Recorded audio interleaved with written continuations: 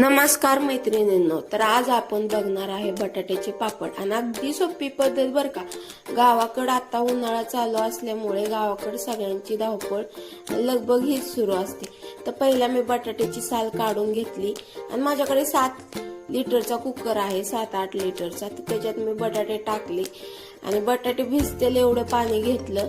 कमी घेतलं तर बटाटे खाली करपतील म्हणून पाणी घेतले बटाट्याच्या थोडंसं वर आणि त्याच्यात थोडं मीठ टाकलं आणि ते शेगडीवरती ठेवून दिलं। तर गावीस निम्म्याच्या वरती घरात शेगड्या असतात, तर त्याच्या मी 7-8 शिट्ट्या करून घेतल्या आणि नंतर त्याची वाफ घालवली आणि बटाटा खाली घेतला। आणि आता ह्या माझ्या मुलीने व्हिडिओ शूट केला तर थोडासा इकडे तिकडे झालाय, पण पूर्ण व्हिडिओ मी शूट केलेला आहे तुमच्यासाठी। तर सगळा बटाटा मी आधी काढून घेतलेला आहे। बटाटा खूप गरम होता, मग तो बटाटा काढून घेतला। नंतर बटाटा मी सर्व काढून घेतला एका पातेल्यामध्ये आणि तो खूप गरम होता, तर ती हाताने मला किंवा खिसणीने मी मॅश केला नाही, कारण बटाट्याचे मी 7-8 शिट्ट्या केल्या। तो बटाटा पूर्ण गाळ झालता, त्याला खिसायची गरज नाही।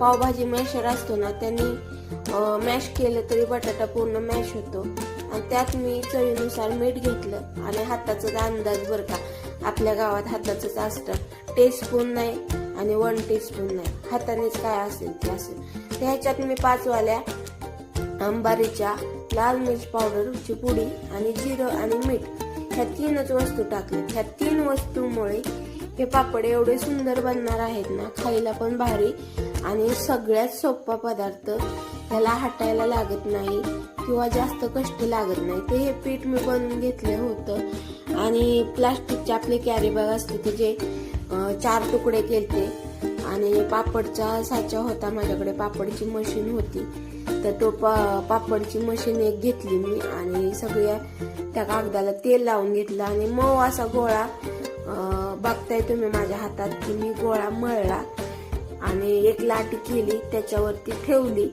आणि जास्त नाही, दुसरी शीट घ्यायची त्याच्यावरती ठेवायचं आणि जास्त प्रेस नाही करायचं, हळूच प्रेस करायचं, ज्याच्यामुळे आपले एवढे सुंदर पापड होतात आणि ह्याला जास्त कष्ट पण लागत नाही आणि जास्त कोणाची गरज पण पडत नाही। आपण घरात 2 माणसं किंवा 1 असेल तरी हे पापड करता येतात। आता माझ्याकडून एवढे पापड झाले आणि मी आता हळूहळू माझे जेवढे पीठ आहे तेवढेचे पापड करणार आहे। आणि हे पापड झाल्यानंतर आमच्या इथं आता गावात भरपूर जागा असते, तर हे पापड झाल्याच्या नंतर मी हे पापड उन्हामध्ये वाळायला घालणार आहे। जरी तुमच्या इथं जागा नसेल तर फॅन खाली तुम्ही सुकवू शकता,